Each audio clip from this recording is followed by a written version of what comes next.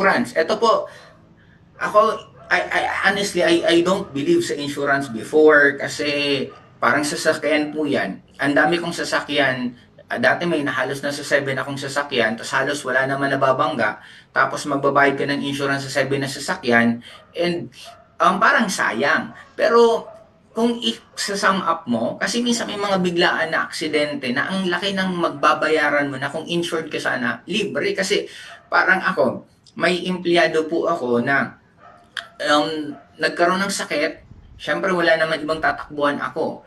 Eh, ang bill niya ata nasa 100,000, wala din akong choice, kundi ako na nagbayad. Ayoko naman singilin na kasi kung sisingilin ko, kawawa din kasi yung sweldo niya maaapektuhan, pati ako na lang nagbayad.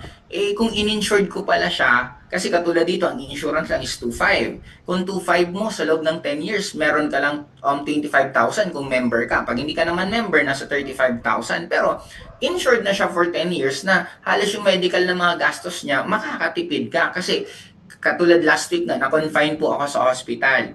Eh buti na lang meron po akong MaxiCare, tapos meron pa po akong isa pang insurance ko na ang laki po ng natipid ko from ang bill ko, I think nasa mga 80,000, umabot lang ako ng 20,000 lang at ang binayaran ko. Kaya ganun po kaganda ang merong ganito kong klaseng insurance. And ang tawag ko po dito is income protection. Bakit po siya naging income protection? Kasi kung ikaw po yung breadwinner ng family mo, pag meron pong naaksidente or may nangyaring hindi po maganda sa mga kamag-anak mo or yung binubuhat mong tao, walang ibang tatakbuhan yan, ikaw. At ang kaya siya tinawag na income protection kasi yung gastos mo, instead na sana tago mo ng pera yon, bubunutin mo yun. Kasi syempre bilang Pilipino, hindi naman natin kayang tiisin ang mahal natin sa buhay. Ang mangyayari ngayon, kukuha ka ng sarili mo mismong personal pera mo na magagamit mo. Eh kung isasama mo na to sa budget mo, ang binibenta dito is peace of mind na alam mo, ano man ang mangyari, kahit papaano, hindi ka basta-basta kakabahan. Ibig sabihin nito na, okay, hindi man naman po sa ginugusto po natin na may mangyaring hindi maganda sa mahal natin sa buhay, pero at least, peace of mind. Kasi ang tanong, lahat nga may insurance, si kotse may insurance. Ako na lang, yung building ko may insurance, magkano binabayaran ko sa insurance pa lang. Ibig sabihin, kung lahat ini-insured, bakit yung pinaka-importante sa tao ang hindi in-insured? Yun ang sarili natin. Nagkataon lang, that is the culture of Filipino, na hindi pa tayo sanay na ini-insured. But, kung titingnan nyo po to, classmate, ang tawag ko po dito, hidden gem po to. Bakit siya hidden gem? Since ang Pilipino hindi pa po marunong sa insurance, pero ang totoo, napakaganda naman talaga ng insurance. What if tayo ang makapagturo sa mga kapwa natin Filipino na ma-appreciate ang insurance? Therefore, ang laki ng pwede mong kitain. Kasi kung bibili ka ng basic AI lang, nasa 2.5, tapos ibibenta mo, nasa 3.5, may 1,000 pesos ka na. Eh pag mag-explain ka naman ng insurance sa loob ng isang araw, hindi ka naman aabutan niya ng mga 30 minutes siguro sa pag-explain. Eh meron ka na lang pong mabenta na basic AI na insurance 1 per day, meron kang 1,000 pesos ang araw. Kung ito times mo siya ng 30 days, meron kang 30,000. Eh di hamak na mas okay ka na kasi nasa loob ka lang ng bahay. Always remember this, classmate, lahat tayo nasa social media na. Kaya hindi mo na kailangan pang lumabas ng bahay. Galingan mo na lang paano gumawa ng content. Galingan mo na lang kung paano mag-promote ng product na to. Kikita ka kahit nasa comfort ka lang ng bahay mo. Kaya ito po ang isa natin is the protection mismo na napakaganda din po nito kasi sa mga OFW din po natin, lalo na pag kailangan ng Repat Care, nakakatulong po to ng sobra ng insurance natin. And isa pa, itong teleconsult. Ito yung gustong gusto ko rin na itong teleconsult is pwede kang makipag-usap ng 24/7 para po may kausap ka na malaman mo kung ano yung problema mo, na kung may sakit ka, anong example, nahihirapan kang huminga, ano yung mga symptoms, sila na po ang gag-guide sa'yo kung anong dapat mong gawin or anong dapat mong inumin. Yun po ang purpose ng teleconsult. Okay? Ngayon, sunod is, meron po tayong 5 package. Enrollment package po to, kaya po to tinawag na enrollment. Kasi sabi nga, ang pinaka-bottom line dito, number M is mastery. Ang letter M, I mean, ang mastery. Tuturuan po namin kayo dito. For you to become a better person, tuturuan namin kayo how to handle taxes. Tuturuan namin kayo how to handle your checkbook. Kung may cheque ka na, kung wala, tuturuan ka namin. Tuturuan ka namin paano maging content creator. Tuturuan ka namin kung paano mag-manage ng grupo. Tuturuan ka namin kung paano kasi magkaibang level po yan eh. Iba ang level na ang goal mo maging millionaires club, iba din ang goal mo na mag-handle ng maraming millionaires club. At lahat po yan ituturo po namin na nagkakataon lang sa mga even majority ng networking, hindi po talaga siya nag-guide, hindi siya natuturo.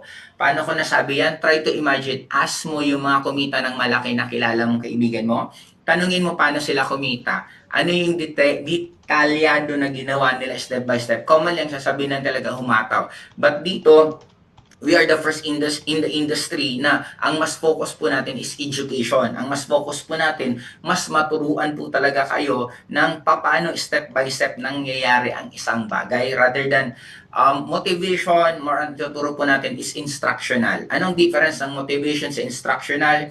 Ang motivation, you are motivated to do something pero hindi mo alam kung ano yung gagawin mo. Ang instructional, hindi mo na kailangan mag-isip, sundin mo na lang instruction, yun na po ang mangyayari sa iyo. Okay? We only have 5 packages, the associate, the builder, the consultant, director, and executive. Ngayon, pwede po kayong mamili. Ang MVP po, ito po yung mix. Meron pong vitality, meron pong protection. Pwede pong siyang combine. Ang MB naman po, this is more on vitality lang. Ito yung mga supplement pang pa-healthy. Ang MP naman is protection. This is more on protection at insurance lang po. Kaya you have the right to choose kung alin po dyan sa tatlo ang gusto nyo pong kunin na packages. Okay, ngayon, dito na po tayo at malapit na tayo magtapos sa kitaan. Kitaan po, napakasimple lang po. Meron tayong tatlong accounts sa paglalagyan po ng pera po ninyo is essential, expansion, and enjoyment. Ngayon, dito po sa tatlong to, para mas makita po natin, ito pong essential, ito po yung dito papasok yung kinikita mo sa direct referral. Okay, balik po tayo. Meron kang tinatawag na Ascendra International Portal. Ibig sabihin, meron ka pong parang website na dun mo na makikita tong lahat ng sinasabi ko. Ngayon, pag meron kang meron kang nabentahan ng enrollment package natin. Example, may nabentahan ka ng executive. Nag-member siya, bumili siya ng enrollment, nagbayad siya ng 200,000. Sa 200,000 na yun, meron ka pong kikitain na 40,000 pesos. Yung 40,000 na yun, automatic papasok yun sa essential. Pagpasok yun sa essential account mo, pwede mo na i-encash at kinabukasan, kuha mo na agad.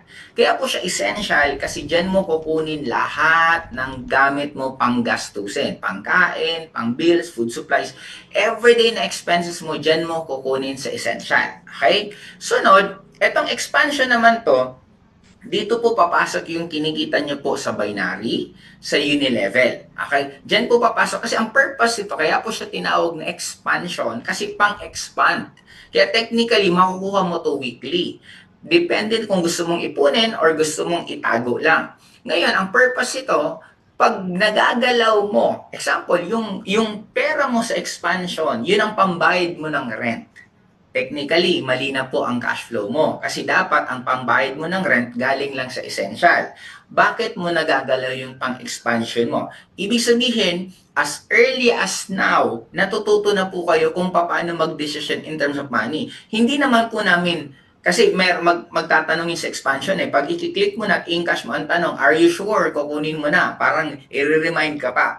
Pero pag ni-yes mo, makukuha mo pa rin. Ang point lang po namin, gusto lang namin kayong ma-educate as early as possible. Kasi di ba minsan ng iba, hindi, pag-aralan kong financial, pag medyo malaki ng kinikita ko, no, you're wrong. Dapat as early as now, matuto ka na kasi katulad ako, malaking bagay sa akin nung elementary pa lang ako, natuto na ako pagdating sa pera. Kaya because of that, nagtuloy-tuloy yung pag-handle ko ng pera na hanggang dito, nakarating ako sa ganitong stage na napaka-importante how you make a decision in terms of money. Okay, ngayon, sa expansion naman, sunod, meron tayong tinatawag na enjoyment. Dito po kayo matutuwa. Ulitin ko, ang focus lang po ninyo, ang goal po namin, walang iba kung hindi sa essential. Maghanap lang po kayo ng mga bibentahan nyo ng products natin or bibentahan po natin ng enrollment package natin. Ngayon, lahat ng kinikita nyo, dyan na po papasok. Yung expansion, kung kayang wag nyo na munang intindihin, isipin nyo na lang meron kang perang nakasave, pero makikita nyo pa rin po yan sa AIF portal po ninyo. Etong enjoyment naman, commonly, dito nyo kukunin dapat sa expansion. Di ba? Kung gusto mong mag-shopping, mag-lifestyle, mag-luxury, sa expansion mo yung kukunin eh. Pero sa amin po, ginawa natin na kumuha po kami ng percentage na income po ng company na impis na ibigay pa po namin sa sarili namin, binalik na po namin sa inyo. Dito po sa enjoyment na to, ang shopping po ninyo, ang gadgets po ninyo, ang car incentive, ang house and lot po ninyo will be libre na po. Galingan mo na lang, sipagan mo na lang, magiging libre na to. Wala ka nang ilalabas kahit piso. Ang kailangan mo na lang gawin, mabilisan mo, damihan mo mga nabebenta mong enrollment package, lalong lalaki ang kita mo sa essential, but at the same time, pag na-hit mo ang enjoyment, automatic, libre nyo po makuha at makakasama nyo rin po ako. Monthly po may shopping po tayo, magkakasama po tayo lahat ng mga nakakahit ng shopping, kasama nyo po ako mag-shopping kasi po ako po ang magbabayad ng mga sinaping po ninyo. Yung car incentive, pag naipon mo, yung example, nakaipon ka na ng 1,000,000 dun sa car mo, automatic, pwede ka na mag-decide, apply, gusto ko na pong maglabas ng sasakyan. Sasamahan kita ngayon bumili, ulitin ko ha, hindi po namin ibibigay sa inyo 1,000,000. Sasamahan po namin kayo sa kasa. Bumili tayo ng 1,000,000 na kotse. Kami po ang magbabayad. Pag uwi mo, kasama mo na yung kotseng yon. Sa'yo na yun. Nakapangalan na po yun sa'yo. Yun po ang purpose nun. Kaya, ang maganda po sa atin dito sa Ascendra, hindi nyo na kailangan isipin pa yung enjoyment. Hindi nyo na kailangan isipin yung expansion. Essential lang. Napakadaling mag-invite sa atin sa ngayon kasi nasa pioneering stage tayo. Napakadali kasi in fairness, maganda po ang naging track record po namin sa industry. Kaya konting tao lang ang nagko-question about kung maganda ba yan, tatagal ba yan. Majority ng tao talaga mabilis sila kausap kasi alam nila kung saan po papunta. Actually, right now po, teka, inom na ng tubig. Actually po, right now, ang dami na pong gusto maging center. Kaya kung kayo po nasa ibang lugar, pag-isipan niyo kung gusto niyo pong kayong maunang mag-center sa lugar na yan kasi nag-uunahan po sa ngayon. Ang kagandahan dyan, kung ikaw yung mauuna, di lahat ng distributor na nandyan, nabibili, meron po kayong kikitain. Kasi katulad ko po, naging center din po ako for more than 19 years sa former company ko and medyo maganda din po talaga ang kitaan nung, lalo na nung dumami ng dumami ang distributor. Kaya sa akin, yun po ang masasabi ko po sa inyo na napakaganda ng ginagawa ng Ascendra kasi tinutulungan na po namin kayo para hindi na kayo masyado magkaroon pa ng mga problema sa financial problem. Kasi sa essential pa lang, sapat na po ang makukuha nyo. Dito sa walang sapat na emergency fund or savings, mas inuuna ang enjoyment kaysa sa needs. Doon po nagkakaroon ng problema. But dito po sa amin, sinulusyonan na po namin. Hindi nyo na kailangan unahin yung enjoyment kasi ibibigay na po namin ng libre sa inyo. Kailangan nyo na lang talaga ng sipagan. Okay, ngayon, ang ginawa ng Ascendra, ang solusyon ng Ascendra para sa inyo is, ito yung ginawa na hindi sapat ang essential account. Ang solution is dapat palakihin or dagdag ang cash flow. And this is very true. Imagine maraming Filipino na pag kulang ang kinikita, magrarally. But kung magrarally po kayo, ang tagal pa po para gumalaw ang gobyerno. Kasi ang gobyerno, bago magdesisyon, pupunta pa ng kongreso, mag-uusap-usap pa sila, marami po silang meeting na gagawin para maaprubahan lang tumaas ang sweldo mo. Eh, kung gusto mong lumaki ang income mo, I do believe, mas madali siguro, bawasan mo yung pag-Netflix mo ng isang oras ka magsipag para magbenta ng kung ano-ano, mas madali ka pang kumita ng pera. Sa totoo lang, classmate, ang solusyon ng lahat ng problema natin, napakadali. Kung hindi natin isisisi sa ibang tao. Kung mas isisisi natin sa sarili natin, mas madali kasi gusto mo ng dagdag na kita. Ba't hindi ka magbenta? Maraming tao nagsasabi, ayoko niyan, benta-benta. But honestly, lahat naman tayo nagbibenta. Pag empleyado ka, nagbibenta ka ng skills mo. Pag negosyante ka, nagbibenta ka ng paninda mo. Pag artista ka, nagbibenta ka ng pag-arte mo. Pag basketball player ka, nagbibenta ka. In short, lahat tayo may binibenta. And sana, sa bagay, sa ngayon naman, hindi naman nakakaya na pagbibenta kasi ang dami ng taong nagbibenta-benta. For me, always remember this, lahat ng pinaka mga successful na tao, they are very good in selling. Kaya huwag niyo pong ikahiya, classmate, kung nagbebenta ka, ang importante busog ang bulsa mo at maayos ang kinakain ng pamilya mo. Mas mahirap naman siguro na ang dami mong arte sa buhay, tapos wala ka naman kinikita or worse, nangungutang ka. Kaya para sa akin, there's nothing wrong. Okay, yan. Pwede ka magbenta ng enrollment package natin. Nakita nyo naman kung gaano kalaki ang pwede nyo pong kitain. And itong enrollment package, ito po yung kitaan. Napakadali lang po. Kung associate ka at nakabenta ka ng associate din, may kita kang 1,700. Kung associate ka at meron kang nabentang director, ang kita mo 6,000 lang. Pero kung gusto nyo mas ma-maximize, I do suggest na mag-executive po kayo agad. Kasi pag executive ka, ulitin ko si associate, may nabentahang director. Nakapagbenta siya ng enrollment package ng director. Magkano ang kita niya? 6,000. Pero kung si executive nakapagbenta ng director, ang kikitain po niya is 22,000. Ibig sabihin, ala, bakit ang layo naman? Pareho lang naman director. Ang bottom line dito, classmate, is parang ganito. Kung ano yung binili mong package, meron limit na income. Kaya kung gusto mong mas malaki ang pwede mong kitain, bilhin mo yung mas malaking package. May nagsabi sa akin, hindi ba parang napaka-unfair naman yan? Classmate naman, anong mas unfair? Tumaya ka ng maliit, nanalo ka ng malaki? Di ba ang labo naman yan? Kahit sa sugal naman, kailangan mo tumaya ng malaki kung gusto mong manalo ng malaki. And sa atin, ito po yung system natin, na ang advantage lang naman dito, kung executive ang kukunin mo, lalo na ngayon, mamaya i-explain po sa inyo, na ang kagandahan po ng executive right now, kasi meron po tayong promo. Ito po yung pinakamalaking promo na ang gawin namin, tumulong na lang. Sabi namin, kaysa pahirapan pa namin ng distributor, but hindi for the first 3 months, ang kikitain mo sa executive, imbis pag executive ka, nakabenta ka ng executive, ang kita mo 40,000.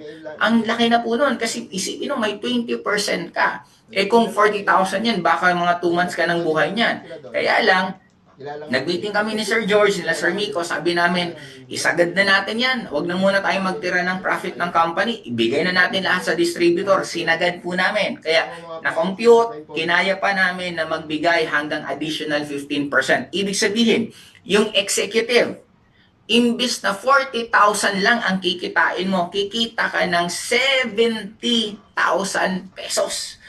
Ulitin ko po, sa isang executive, pag executive ka, kikita ka pa rin po ng 70,000. May nagtanong sa akin, paano kung associate ako? Tapos nakapag-recruit ako, example ng executive, magkano ang kikitain ko? Good news, ibibigay pa rin po namin yung 15%. Ang kikitain nyo pa rin is nasa 40,000 pesos. Kasi para sabi namin, para kahit associate ka, nakapagbenta ka ng executive, malaki pa rin ang kitain mo. Kaya yun po yung promo ngayon for that 3 months lang. Ngayon lang po to kasi simula lang po namin. And binigay na po namin ng todo para tulong din po sa mga, parang regalo na po namin sa mga distributor na sumali po sa amin at naniwala this first few days ng pagsisimula po ng Ascendra. Kaya para sa akin, ano pang inaantay mo?